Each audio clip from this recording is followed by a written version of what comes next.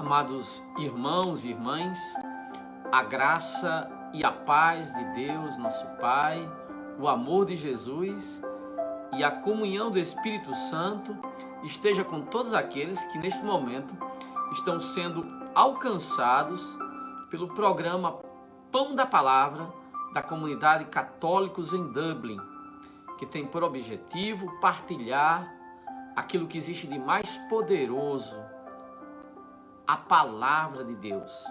A Bíblia nos diz que a palavra é lâmpada para os nossos pés e luz para o nosso caminho. Vamos iniciar com a nossa meditação. Em nome do Pai, do Filho, do Espírito Santo. Amém. Sejam bem aceitas as palavras da minha boca e o meditar do meu coração, ó Senhor, rocha minha e Redentor meu. Em nome do Pai, do Filho, do Espírito Santo. Amém. O Senhor esteja convosco. Ele está no meio de nós. Proclamação do Evangelho de nosso Senhor Jesus Cristo, segundo São Mateus. Glória a vós, Senhor. Naquele tempo, Jesus foi à região de Cesareia de Filipe e ali perguntou aos seus discípulos: quem dizem os homens ser o Filho do Homem? Eles responderam: alguns dizem que é João Batista, outros que é Elias, outros ainda que é Jeremias ou algum dos profetas. Então Jesus lhes perguntou: e vós, quem dizeis que eu sou? Simão Pedro respondeu: tu és o Messias, o Filho do Deus vivo. Respondendo, Jesus lhes disse: feliz és tu, Simão, filho de Jonas, porque não foi um ser humano que te revelou isso, mas meu Pai que está no céu. Por isso eu te digo que tu és Pedro, e sobre esta pedra construirei a minha igreja, e o poder do inferno não poderá vencê-la. Eu te darei as chaves do reino dos céus. Tudo o que tu ligares na terra será ligado nos céus. Tudo o que tu desligares na terra será desligado nos céus. Palavra da salvação. Glória a vós, Senhor. Amados irmãos e irmãs, pedimos também que, se você puder nesse momento compartilhar esta live, seria uma alegria, uma grata satisfação, e poderia alcançar outras pessoas. Muito bem, nós temos hoje no Evangelho, aqui na Irlanda eu digo, no Brasil foi ontem, a famosa confissão de fé de Cesareia de Filipe. Trata-se de um divisor de águas no ministério de Jesus. Veja, esse evento ocorreu em Cesareia de Filipe.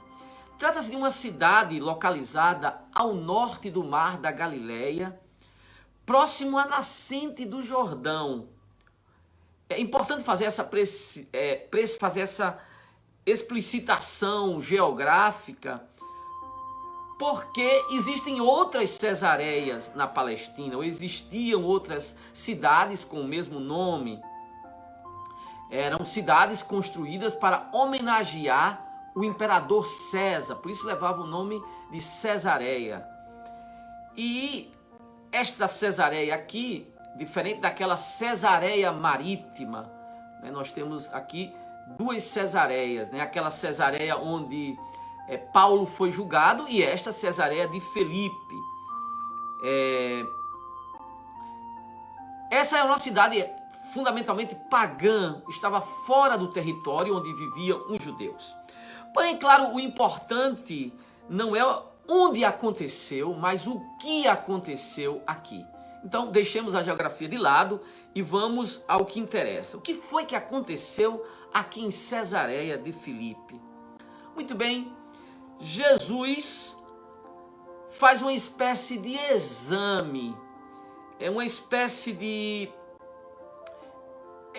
teste para saber, ele depois de ter ensinado e de ter feito muitos sinais diante dos apóstolos, ele faz uma pergunta, a pergunta crucial.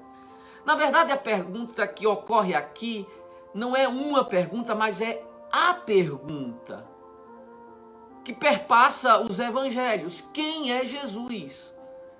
E o Senhor apresenta esta questão aos seus apóstolos de dois modos. A pergunta primeiro aparece sobre a forma de pesquisa de opinião, porque a primeira questão é: o que dizem os homens ser o Filho do Homem? Jesus coloca a questão, quem dizem os homens ser o Filho do Homem? Então, a primeira pergunta, ela é feita para que os apóstolos dêem um feedback sobre quem é a pessoa de Jesus no olhar da opinião pública. É interessante que esta passagem, que está aqui em Mateus 16, 13 e seguintes, esse episódio é um episódio que nós chamamos em exegese bíblica um episódio de múltipla atestação. Ou seja, trata-se de um evento que ocorre tanto em Mateus, aqui nós estamos vendo Mateus, mas ocorre também em Marcos 8, 27 e seguintes, e também em Lucas 9, 18 e seguintes. É um texto cuja historicidade não está em questão, porque é atestado por todos os evangelhos sinóticos, né? Essa pergunta ocorre nos três evangelhos, só com algumas diferenças, né? Em Lucas, Jesus diz: Tina me logozin hoi okloi enai. Jesus pergunta: o que dizem oklos as multidões? Okloi. O que é que as multidões dizem sobre mim? O que é que as multidões dizem dizem quem eu sou? Qual é o conceito que elas têm de mim? Em Mateus, essa pergunta de Jesus, ela tem uma certa particularidade. A pergunta de Jesus tem uma expressão, uma particularidade que não ocorre nem em Marcos, nem em Lucas. Porque Jesus diz assim: quem dizem os homens ser o Filho do Homem? Então, eu penso que a versão de Mateus, ela é muito mais interessante, porque ao perguntar sobre a opinião dos homens sobre si, Jesus já manifesta a sua autocompreensão. Como Jesus vê a si mesmo. Como assim? Jesus utiliza a expressão Filho do Homem. Mas o que dizem os homens sobre mim? Um simples pronome oblíquo. Jesus utiliza aqui um título. Ele atribui a si mesmo um título. Ele utiliza o título Filho do Homem. E é interessante lembrar isso porque esse título, Filho do Homem, que Jesus utiliza aqui nessa pergunta, é na verdade o título mais utilizado por Jesus para falar de si mesmo. Ele aparece, por exemplo, em Mateus 13, 37.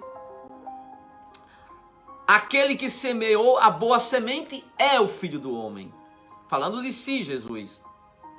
Em Mateus 17, 22, Jesus declara: o Filho do Homem será entregue nas mãos dos homens. Falando sobre Jesus, falando sobre si mesmo. Em 18, 11, Jesus diz: o Filho do Homem veio salvar o que estava perdido. Em Mateus 24, 44, o Filho do Homem virá numa hora em que menos se espera. E em Mateus 25, 31, nosso Senhor diz: quando o Filho do Homem vier na sua glória, se assentará em seu trono de glória. Trata-se de um título muito importante, muito importante.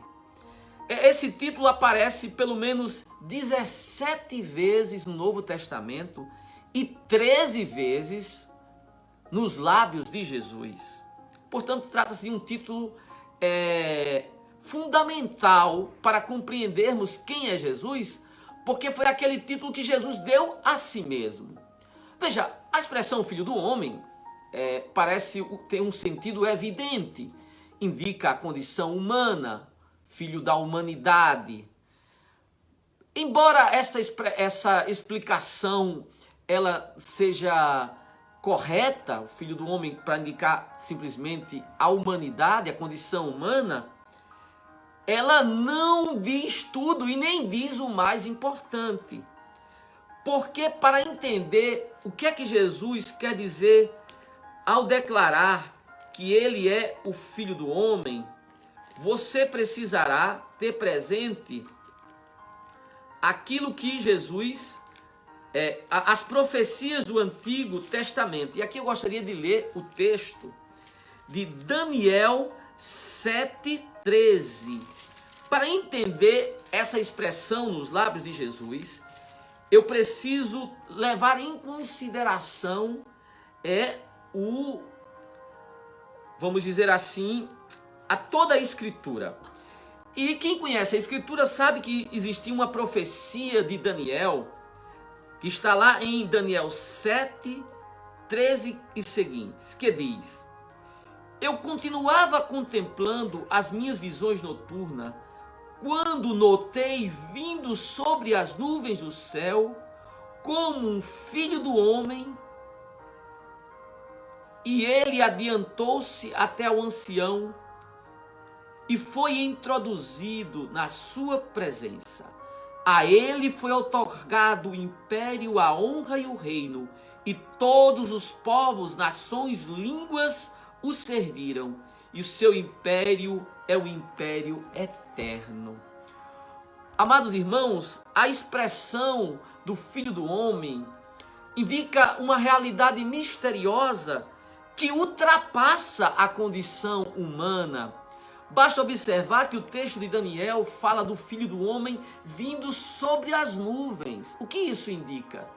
Mais do que de uma descrição plástica, é simbólica. Vir sobre as nuvens quer dizer vir do céu. Indica a condição gloriosa e divina do Messias. Daniel, aqui, a expressão Filho do Homem está ligada a uma profecia messiânica, a profecia do Messias glorioso. Quando Jesus fala de si mesmo como Filho do Homem, isso indica que Jesus se entende como o Messias. A expressão hebraica é Ben Adam. Ben Adam é o título que Jesus dá a si mesmo. Amados irmãos e irmãs, Jesus se compreende como Filho do Homem. Eu aqui gostaria de voltar a uma outra questão. É a opinião das multidões. Aqui falamos como Jesus se vê, como o Filho do Homem, como o Messias prometido. E qual foi a resposta das multidões? As multidões disseram basicamente 3 coisas sobre Jesus. Pelo menos é a resposta que aparece nos 3 evangelhos. Veremos que há uma pequena diferença em Mateus. Se diz que ele é João Batista, se diz que ele é Elias ou um dos profetas. Temos 3 opiniões sobre quem é Jesus. Mateus acrescenta uma 4ª opinião. Mateus dizem que és João Batista, Elias, Jeremias ou um dos profetas.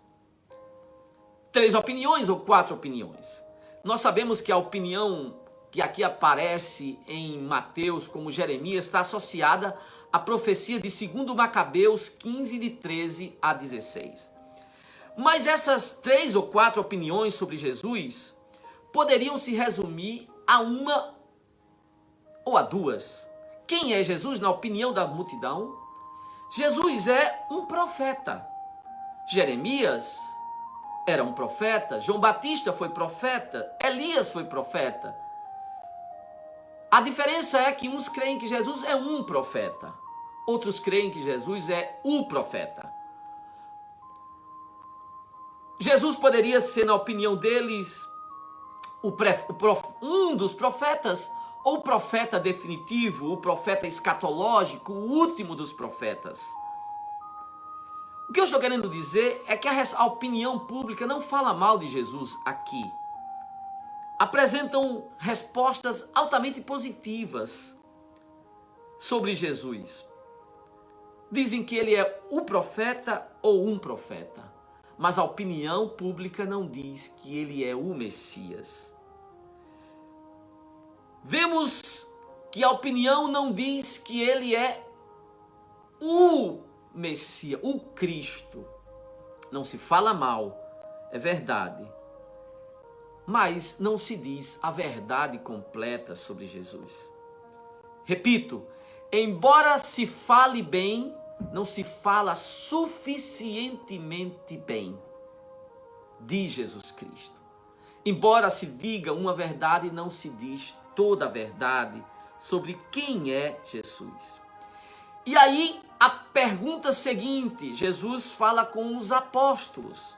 E essa pergunta de Jesus já nos indica qual deve ser a postura cristã. Irmãos, a verdade sobre Jesus não é uma questão de consenso da maioria. Não é uma questão de pesquisa de opinião pública. A hipótese de que Jesus é o profeta não vence, porque as multidões dizem que ele é um profeta.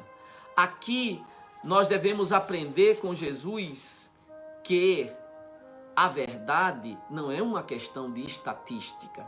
Não é porque a maioria diz uma coisa que aquilo vai se tornar verdade. Não é porque a maioria aprova o aborto que o aborto é menos imoral.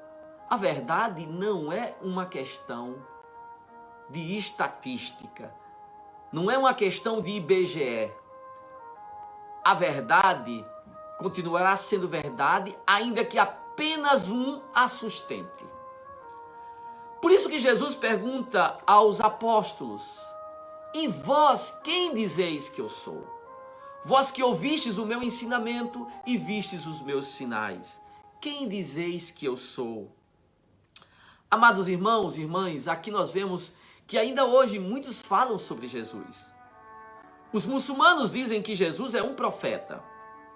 Os espíritas dizem que Jesus é um espírito de luz. As testemunhas de Jeová vão dizer que Jesus é uma espécie de anjo, criado como a primeira criatura de Deus, uma criatura de Deus. Os teólogos liberais dizem que ele é uma espécie de ativista social, político, lutando por reformas sociais. Mesmo que eu entendesse que essas respostas, eu não as entendo assim, que essas respostas são boas, eu diria que elas não são suficientemente boas. Por isso que Jesus pergunta aos apóstolos: e vós quem dizeis que eu sou? Amados, a verdade sobre Jesus aparece nos lábios de Pedro. Hoje é dia de São Pedro. A verdade sobre quem é Jesus vem nos lábios de Pedro com a sua confissão de fé. Pedro nos diz, e diz com muita clareza, duas coisas sobre Jesus. Tu és o Messias, tu és o Cristo. Tu não és um profeta, mas tu és aquele de quem os profetas falaram. E Pedro nos diz uma outra coisa. Ele nos diz não só que Jesus é o profeta, é o Messias, mas que Jesus é o Filho de Deus. Aqui já está de modo incipiente ou potencial a grande verdade da filiação divina. De que Jesus não é só um enviado de Deus, mas ele é o Filho de Deus e ele é Deus. A verdade sobre Jesus não nos vem dos muçulmanos, não nos vem dos espíritas, não nos vem das testemunhas de Jeová ou mesmo dos teólogos liberais. A verdade sobre Jesus aparece nos lábios de Pedro, aparece naquele que é o primus inter pares, o primeiro dos apóstolos, aquele que recebeu o ministério de mais do que coordenar, de presidir o colégio apostólico. E isso aparece aqui na profissão de fé de Cesareia de Filipe, mas não só aqui. Aparece lá quando os dois apóstolos vão ao túmulo e entra primeiro Pedro. Aparece lá na pesca milagrosa, onde Jesus, conversando com Pedro, nos diz, no Evangelho de João, apacenta minhas ovelhas. Essa verdade aparece lá em Atos dos Apóstolos, quando estando todos reunidos, é Pedro quem primeiro fala após receber o Espírito Santo. A verdade nos vem pela fé apostólica, especialmente pela confissão de fé de Pedro. Nós católicos cremos no Papa porque entendemos que aquele ministério bíblico dado a Pedro continua na história e se perpetua na história na pessoa do vigário de Cristo, do sucessor de Pedro, do Papa. Por isso, nós católicos, na nossa fé, se inclui a fé no ministério petrino, no Papa, presente no Bispo de Roma, por razões que não temos ocasião de explicar aqui. A verdade sobre Jesus vem pelos apóstolos. Por isso que ali existe um lugar de poder, mas o poder não ouvimos os apóstolos porque ele tem poder, mas eles têm poder porque podemos ouvi-los e ter a certeza de que a verdade sobre Jesus nos vem dos seus lábios. Se quisermos saber quem é Jesus, não pensemos que iremos conhecer Jesus ouvindo os muçulmanos ou os espíritas dizem que Jesus é um espírito de luz. Jesus não é um espírito de luz, Jesus é a luz. Jesus diz, eu sou a luz do mundo. Ele não é um espírito de luz, ele é a luz, ele é Deus. Os testemunhos de Jeová comparam Jesus a uma espécie de primeira criatura. Não, Jesus é criador. Ele é a palavra por meio de quem tudo foi feito. Uma espécie de anjo? Não, Jesus não é uma espécie de anjo ou Miguel. Jesus é aquele a quem os anjos adoram. Jesus, dizem os teólogos liberais, nos falam quem é Jesus. Deixa eu dizer para você, se eu quiser saber quem é Jesus, não vai ser num banco de uma universidade que eu irei entendê-lo com profundidade. Como é que eu sei? Eu já estive lá. E não foi lá que eu entendi Jesus. Mas o Evangelho nos diz, não foi o sangue nem a carne. Não são as mediações humanas que irão nos revelar quem é Jesus. Jesus, irmãos, eu conheço pela fé dos apóstolos. A verdade sobre Jesus eu entenderei de joelhos, adorando. Ali eu irei conhecer de verdade Jesus. Ninguém conhece melhor Jesus porque foi para a universidade, mas alguém entenderá melhor Jesus ajoelhando-se diante do Santíssimo Sacramento. Amados irmãos e irmãs, eu quero encerrar esta meditação fazendo exortação. Jesus disse, tu és Pedro, e sobre esta pedra edificarei a minha igreja. E as portas do inferno não prevalecerão sobre ela. A igreja está afirmada sobre a verdade sobre Jesus.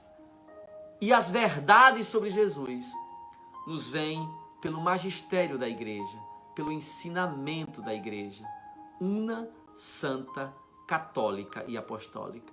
Se quisermos saber quem é Jesus, repito, não pense que você irá conhecer Jesus melhor lendo o Evangelho segundo o Espiritismo, ou a literatura islâmica, ou mesmo os teólogos liberais.